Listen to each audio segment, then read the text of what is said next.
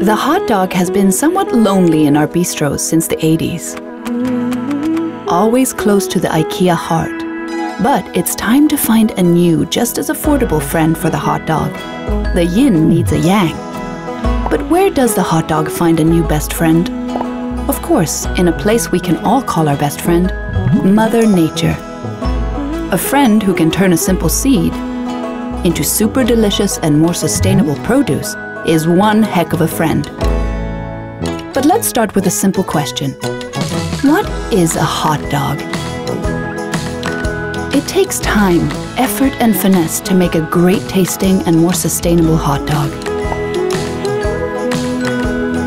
So we started testing different combos of vegetables to work out a delicious recipe. And we have tasted and tested, tested and tasted to make a veggie hot dog that is good for the many people and Mother Nature.